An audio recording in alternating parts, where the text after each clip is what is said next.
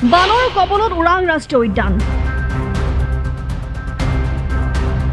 তিনিখনকৈ নৈৰ বাঢ়নি পানীয়ে ভাবুকিৰ সৃষ্টি কৰিছে উদ্যানখনত ধনশ্ৰী পাঁচনৈ আৰু ব্ৰহ্মপুত্ৰ নদীত পানী বৃদ্ধি হোৱাত ওৰাং ৰাষ্ট্ৰীয় উদ্যানত ভয়াৱহ পৰিস্থিতিৰ সৃষ্টি হৈছে উদ্যানখনৰ প্ৰায় 70% অঞ্চল বানপানীয়ে বুৰাই পেলাইছে উদ্যানখনৰ দক্ষিণে ব্ৰহ্মপুত্ৰ নৈ ধনশ্ৰী নৈৰ লগতে পাঁচনৈৰ বাঢ়নি পানী উদ্যানখনৰ ভিতৰত প্ৰৱেশ কৰাত জীৱ-জন্তুৰ প্ৰতি ভাবুকি আহিছে যদিও ইতিমধ্যে বহু জীৱ-জন্তুৱে ওখ নিৰাপদ স্থানত আশ্ৰয় লৈছে বানপানীৰ মাজতো বনকৰ্মীসকলে অতি কষ্টেৰে পহৰা দি থাকিবলগীয়া হৈছে উদ্যানখনৰ 50টা কেম্পৰ ভিতৰত 20টা কেম্প জলমগ্ন হৈ পৰিছে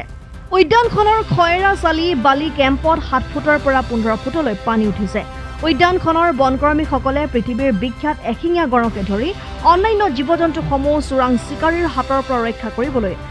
নাৱেৰে কৰ্তব্য পালন কৰিবলগীয়া হৈছে জানিব পৰা মতে বুধবাৰৰ পৰা ধনশ্ৰী নৈখনৰ পানী হঠাৎ বৃদ্ধি হোৱাত উদ্যানখনৰ পূব প্ৰান্তৰ কেইবাটাও কেম্পত ভয়ানকভাৱে পানী বৃদ্ধি পাইছে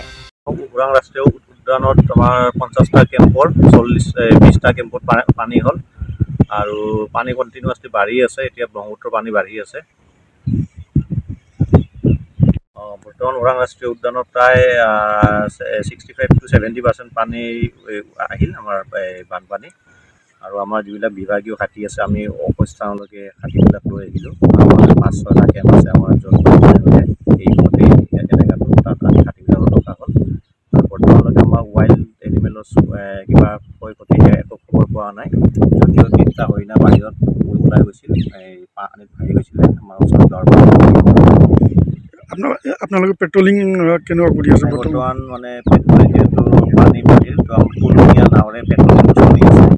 আৰু কিছু ঠাইত খোজকাঢ়ি পাব লগা হৈছে দলগাঁৱৰ পৰা মানৱেন্দ্ৰ শইকীয়াৰ ৰিপৰ্ট অসম টাইম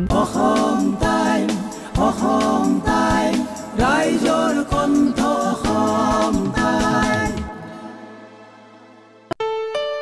ঘৰত আনন্দ আৰু সম্পৰ্কৰ চমক বজাই ৰাখিবলৈ জৰুৰী হৈছে সকলো আনন্দময় মুহূৰ্তত মৰমৰ উপহাৰ দিয়াটো সেইবাবে মধুশ্ৰী জুৱেলাৰ্ছে আনিছে সকলো ৰঙীন ক্ষণৰ বাবে বিশেষ গহনা হীৰাৰে হওক সোণৰে হওক বা ৰূপৰে হওক শ্ৰেষ্ঠ ডিজাইনছ আৰু হলমাৰ্কযুক্ত গহনাই ৰাখে সম্পৰ্কক নিখুঁত তেনেহ'লে আজিয়ে আনক আনন্দ মধুশ্ৰী জুৱেলাৰ্ছৰ সৈতে যোগাযোগ কৰক 7002800341 নাইবা ভিজিট কৰক LNB ৰোড নলবাৰী অসম